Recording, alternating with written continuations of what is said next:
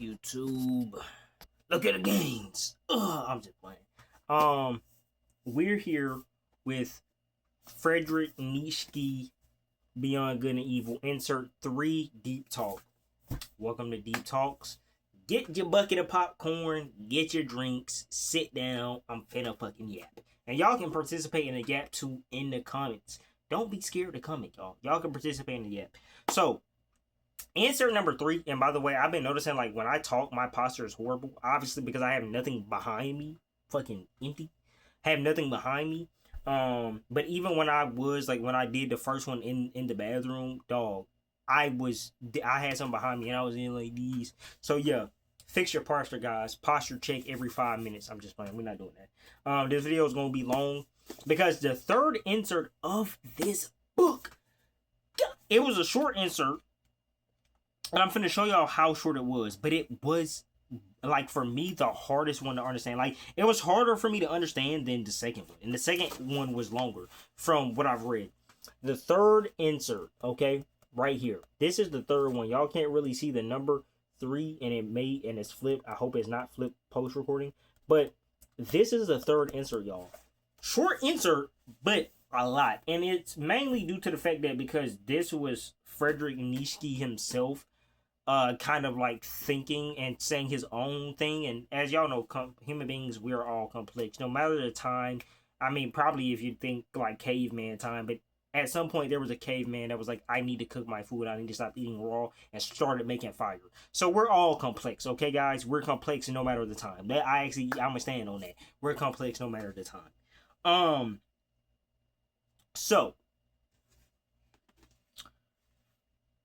uh this third insert honestly had me thinking a little bit, so I'm gonna talk about it a little bit before I get into it. This third insert had me literally going through the fucking workshop in my brain, okay?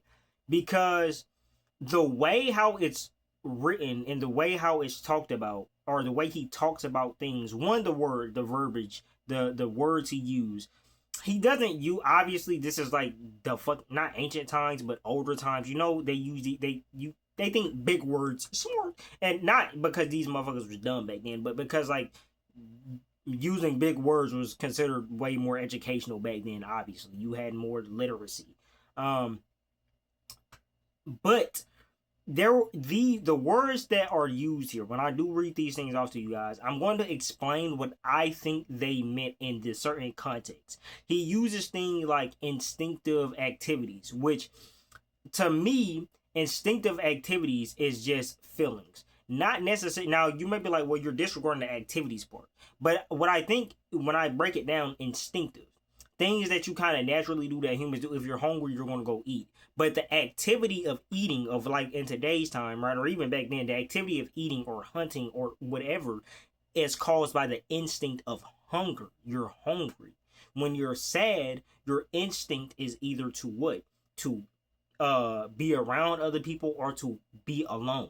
So when I think of instinctive activities, I just shorten it to feelings. Basically, this is kind of how you just feel. So there's going to be words here, guys, that I'm going to be saying and I'm going to be using that or from this because I, quoted things from the book. But understand that I'm going to try my best to describe them the best of my ability so we can follow along, so you can follow along with me, and just to also help me get a better understanding. Y'all got to understand, like, yes, while Deeper Talks is a series, I also actively am still trying to wrap my head around certain things, and I will come back to these and see if I agree with them like later on, right? But let's get into it. So, insert 3 understanding. The third insert opens up with FN stating that most philosophers come to a certain belief based on instinctive activities or feelings. He then says we have to learn differently here as we have learned differently in regard to heredity and the innate. So what I think this means is, so when he opens up, he talks about how he's read a lot of philosophical texts and read in between the lines in depth for a long time. So when I think he says we have to learn differently here, when he's first regarding to philosophy, is the vibe, I guess, or the feeling I've always got from the beginning of this book is that Friedrich does not like the philosophers of that time. He does not like how they come up with things. He thinks philosophers are in some sort of fashion. Like I said, I forgot the exact term I used in the last video, but he thinks philosophers are somewhat like false prophets. Not saying that he has an issue with God or anything. There hasn't been nothing about religion on here. And if anything, the only thing I could get from when there was a small talk about religion is that like things being absolute or dogmatic, as like, you shouldn't even really fall into that, right? But it hasn't been anything and like just blatantly talking about religion yet. But he doesn't like how the philosophers of this time are. So when he says we have to learn differently here, like I said again, regarding to philosophers and philosophy, is that you can't always just guess. While there may be a connection there because what a philosopher may be saying you relate to, but there also has to be a sense of self within your relation to that. And what that means is, or what I mean by that is, you also have to ponder and think yourself, if do you genuinely believe this, or are you just connecting and believing this right now because it's hitting a feeling, right? Like when we listen to our favorite songs, or when we listen to or when we watch our favorite movies, or when we play our favorite games, or whatever the case may be. Not saying that there's anything necessarily wrong with that. And I'm not saying, me personally, I don't think you have to give deep thought into everything, but this is deep talk, so I'm going to stand on it. But do you like it only because of the feeling? Which, again, I don't think there's anything necessarily wrong with that.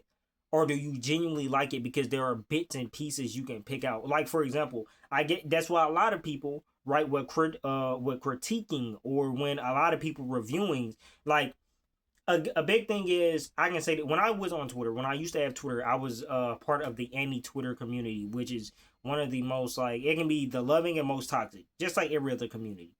But with reviews, a lot of people aren't really good reviewers, and I'm not saying that about anybody, because I don't even think I'm a good reviewer myself. But a lot of people actually aren't good reviewers, because a lot of people just tell you, "Oh my gosh, bro, this shit hard, this shit fire," and gives you no further context or no further explanation on why this shit is fire or why this shit is hard. They don't talk about the choreography, they don't talk about the music, and even if they do talk about these things, they don't go in depth about it, right? And it's not saying like, "Oh, the G chord in this violin pluck here was just so amazing," or whatever the case may be. I don't know. I don't know instruments they will, but it's like, but a lot of times people just vibe with something based off the vibes. I guess another good example is like nostalgia. When people are a lot of people are like, "Oh, you're blinded by nostalgia." Like someone could glaze something or could love something so heavily because they had a great time with it, but then when they go back, they're like, "Oh, damn, this shit actually kind of ass." Like they're like, "Oh, I don't really like this. I don't really like it."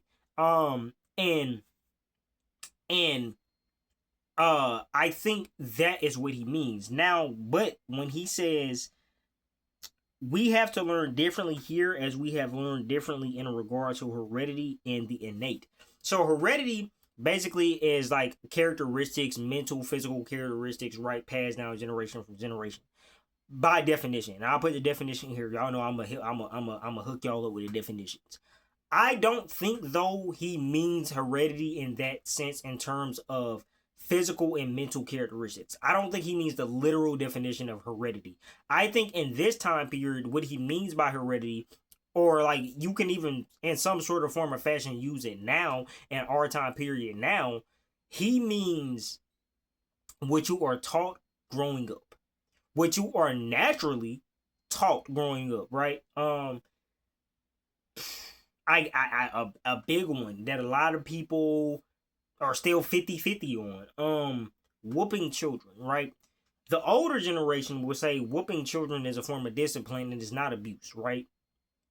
And then the newer generation, my generation, and probably even generations after, maybe, may say that whooping children is kind of a form of abuse. There's different ways to discipline, and I think physically striking your child is not the best way. I'm gonna be honest with y'all. When I got whoopings, it made me want to do worse. Whoopings didn't really teach me to not do anything. It kind of just taught me that, like, it taught me that there'd be consequences, but like, if it's going to be physical consequences, like I can endure that because I'm going to cry, I'm going to get hit, and then guess what? I can go out and do it again. But that's just, being a bad little stubborn kid, right? I think naturally for some people, whoopings would be like, oh, I got a whooping. Guess what? I'm not gonna do that shit again. That wasn't me. That wasn't me. Um, but we learn differently in regard to heredity and the innate. I think at some point, right, you have to learn using that is whoopings okay or not. You have to learn to grow from that, right? I feel like somebody saying, "Oh, I whoop my children because my parents whooped me and look how I turned out," is worse than someone saying I whoop my children because I think it works better because of X, Y, and Z, not because of how I turned out or how I learned or whatever. Because this is the thing, you can apply that logic to a lot of things in life.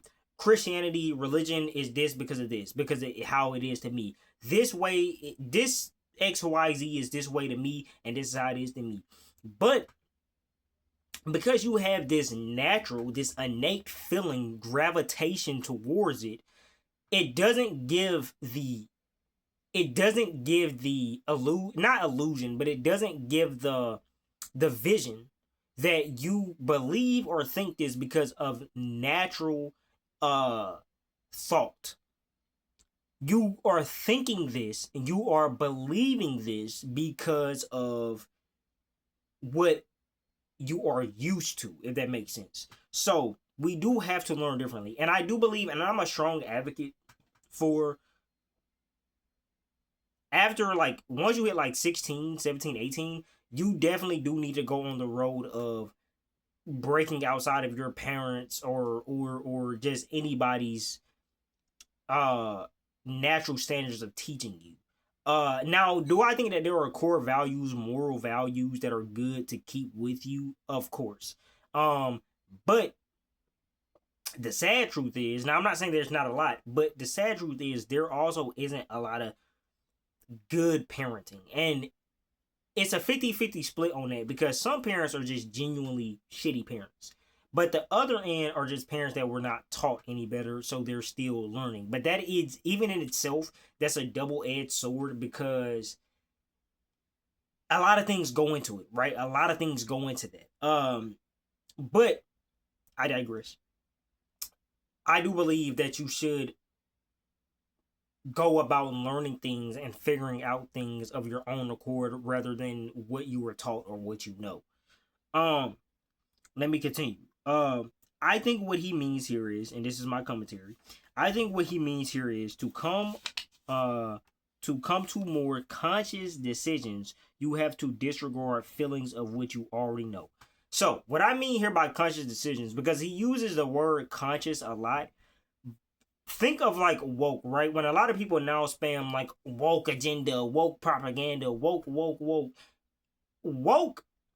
Now, if y'all know the original term of woke, or where I guess the first like popularization of it, I said that word wrong still, but is when like black people got out of the massa mindset, right? Like, oh, that's a woke brother right there. Like he's not forming to the typical American dream, a white picket fence, American flag outside of the house, a wife and kids, and going to war for a country that doesn't even love us for real, right? Going to war for a country that still doesn't appreciate us. So woke has a very deep ingrained connotation within black culture, but it then has gotten switched over to political, and to some regard some people can say woke has always kind of been like political to some degree, but it has now switched over to political, and people are calling you woke if you believe women should have the right to do their own bodies, and trans people, gay people should have rights, and all this other stuff. People are just throwing the word woke out there, and these are just basic human things. Like, yes, women deserve to choose if they want to abort or not. Yes, trans people deserve rights. Like, these are basic human needs, wants, desires that should be given to humans. You feel me? But I digress. But conscious here just means not thinking not being unconscious, not thinking the way you already know, not being stuck in this freely thinking. Okay, freely thinking. I keep hitting y'all, my fault. Freely thinking. A lot of people do not freely think. A lot of people aren't conscious or woke, right? And the truth is, a lot of people aren't. A lot of people go with the flow, go where they believe, because it's easier that way. It's easier to go with the flow. It's easier to go with what you believe. It's easier for these things. When in reality, you should be trying, genuinely trying to think different, to think better, to evaluate if you are a better person than you were before. Let's get back into it though. I believe this is to be the reason because he uses words like innate and heredity, which by loose definition means passed down from one another, heredity, or natural, innate. So to make these more conscious decisions is to disregard the known. To further this point, he relates how being born should not play a role in heredity, and how being conscious is in no decisive sense the opposite of the instinctive. This was hard for me to understand because this was the hard. I was stuck on that part the longest, that quote the longest. This was hard for me to understand, but I believe what he's getting at is you have no obligation to heredity, such as you have no obligation to instinct. To put it in simpler terms, you have a choice to either be stuck in what you know or to break free from that and learn as a new sense of self. Okay, I know that probably felt like a lot of word vomit.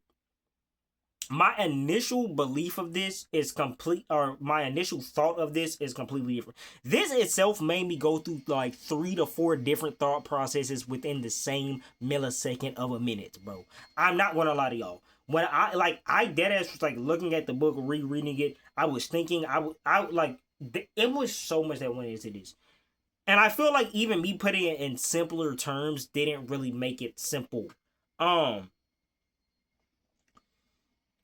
Basically, you have no obligation to heredity, which means that when you're born, the act of being born doesn't necessarily mean heredity. Because at the end of the day, right, and I guess this is a prime example, more sad but true example. Some mothers, some parents are bad parents. Some parents birth a child, will love a child for its formative years, but after a while, they're like, ugh, I'm sick of you. A bad parent, right? Oh, I'm sick of you. Go learn how to cook yourself. Go do this. Go do that. At this point, you are teaching yourself.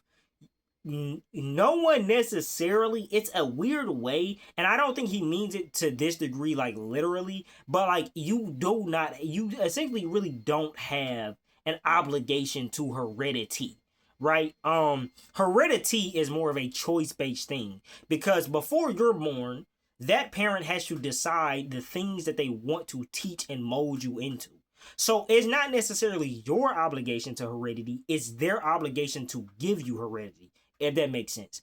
And some people can also say it's not their obligation, and a lot of other things could go into it. But this is my understanding. But because you have no obligation to that, you also shouldn't feel as if you have the obligation to instinct or feeling, making decisions based off feelings. This is where it gets a little complicated, right? Because as human beings, we do that, right? A lot of things we do is based off how we feel. Yes, there are more logical and rational people out there than emotional, and yes, there are more emotional. And I wouldn't I don't like to say being emotional is irrational. I don't think being emotional is irrational. But there are more emotional people out there that to some people they think they make irrational decisions. But you should not feel like you have an obligation towards those instinctive or feelings to make these conscious decisions. Don't let this be because I feel this way, this is what I'm going to say. It's more so let me think on it, let me ponder on it. I'm going to feel a way, and I may tell you how I feel, but let me give you a more concise answer, a more thorough answer when I can come back to you outside of this very emotional state. That is harder to do, obviously, because relationships, friendships, arguments, things happen. And there's, I'm not gonna say can never be a time, but I feel like it's harder for us to put this into practice as human beings because a lot of times we are very reactive. We are more reactive than we like to think we are. And I feel like even sometimes some of the most logical people are more reactive than they like to think they are. I'm a hella reactive person. I'm gonna be real with y'all. I have big impulsive issues. When I get mad, my brain goes to the worst thing, and then right like 10 seconds later, I'm fucking doing it. Now, nothing crazy, okay? Nothing crazy. So let's not y'all before y'all. Nothing crazy, but yeah. But I think even this, I think I will even take this into account with my own personal life. Because I feel this way, I shouldn't feel obligated to initiate my feelings or interject my feelings into this if it's really not going to come to a better decision, or if it's going to make things worse, right? Um, and that's what I mean. Um, he in a way says this about philosophers. He points out how philosophers' thinking also comes from instinct. For this reason, philosophers self-proclaimed, and he used the word autonomy, which autonomy kind of means like self-governed. There's two definitions. It's self-governed, and then there's a philosophical definition where it's like your own moral compass and things like that. I'm going to put them right here. But in all, it means self, right? If you don't know anything about what the definition of autonomy means, and you hear this word a lot, and recently I have been hearing the word autonomy a lot, it just means self. Your self belief, it all comes from self, right? But the reason philosophers self-proclaimed beliefs because of instinct keeps their believers or students because they connect with them through it. So here basically I think I skipped over a quote, but throughout this book, Friedrich has been kind of talking about how philosophers keep people, right, or spin their dogmatic beliefs, right, and they preach it and preach it and preach it. And there's a lot of people who follow into this, but these people aren't necessarily free thinkers, or these philosophers are just as bad as people who like openly follow a belief or openly follow anything without question, right? So a bit of skepticism. And the thing here is to relate this to like real world things.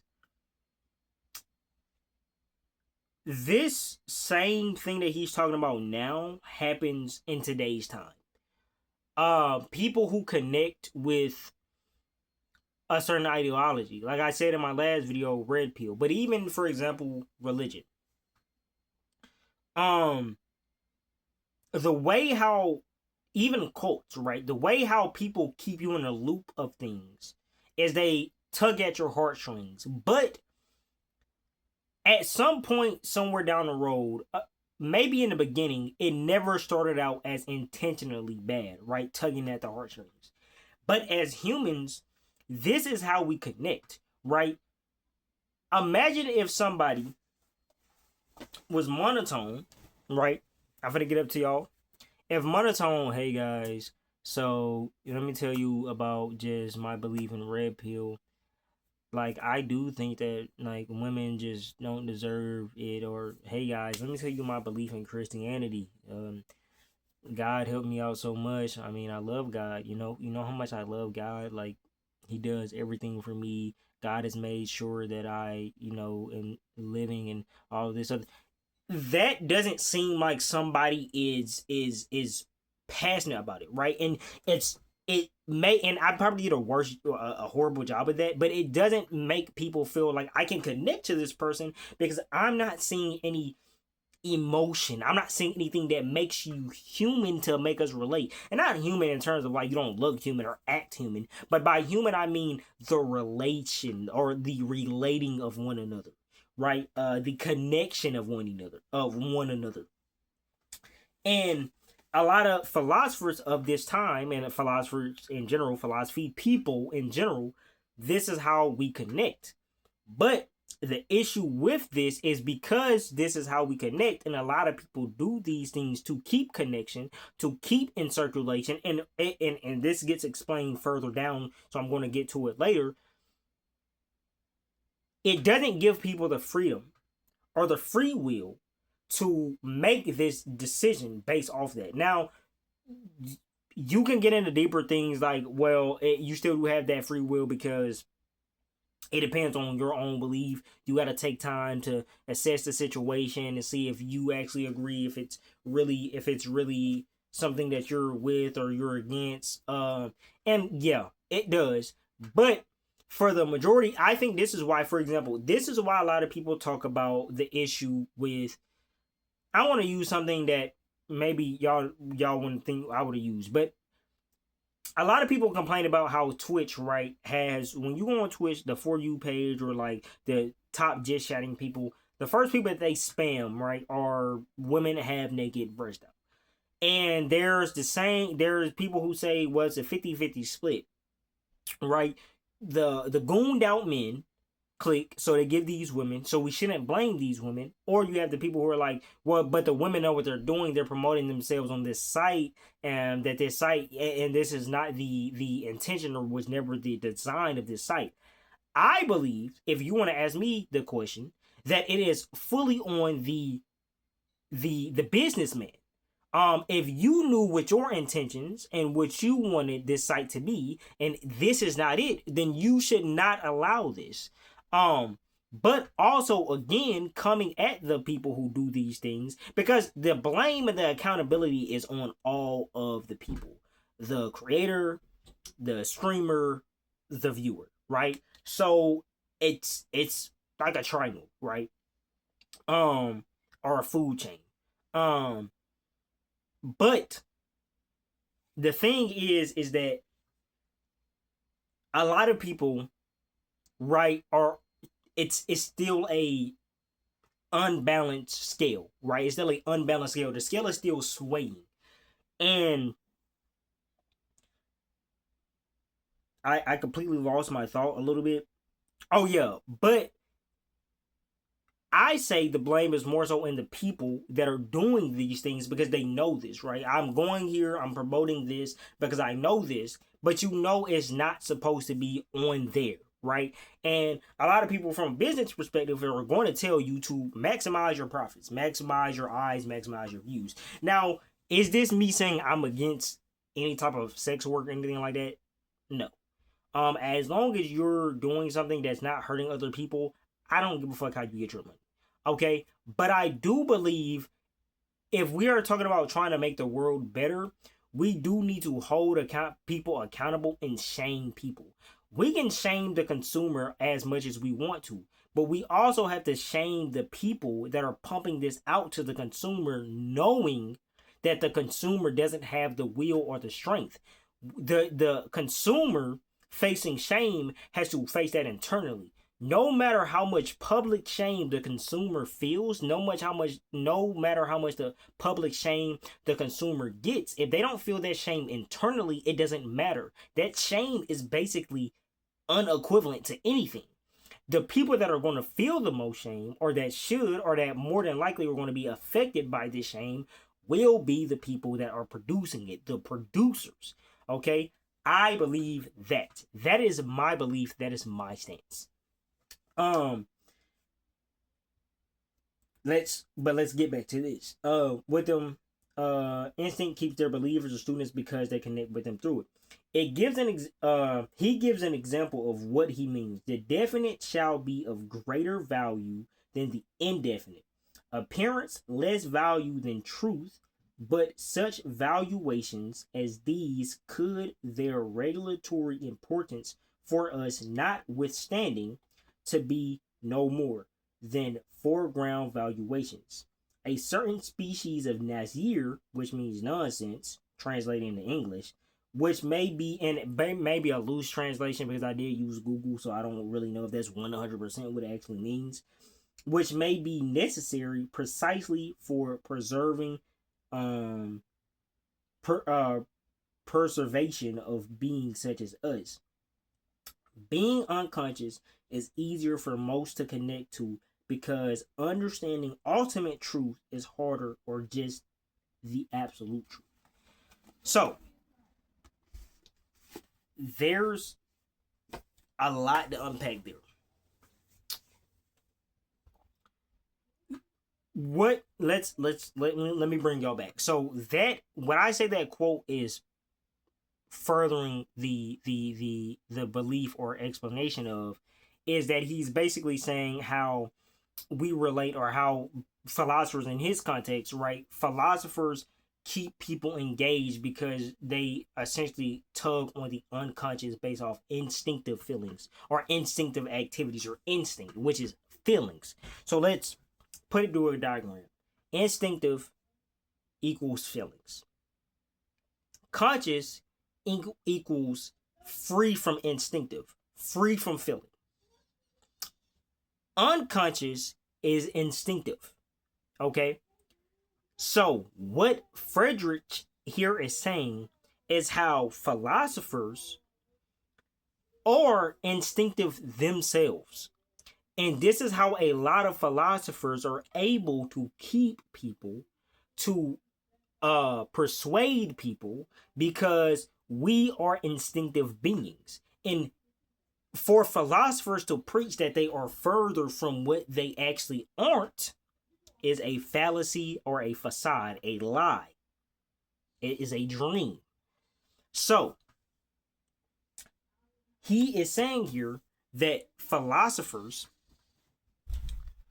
and I'm going to try to word this the best I can. He is saying here that philosophers, it's easier for us as people to relate, and I'm going to throw out philosophy for a second. It is easier for us, me and you and him, okay? It's easier for us to relate to things that are tugging at the heartstrings more than it is the absolute truth. And the absolute truth, or the ultimate truth, right? Let's say you ask somebody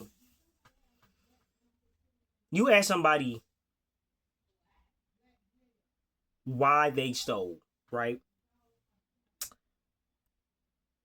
Realistically, if someone says, hey, I stole because I'm hungry, we all would understand, because we understand the feeling of hunger, but that is the only reason why we understand.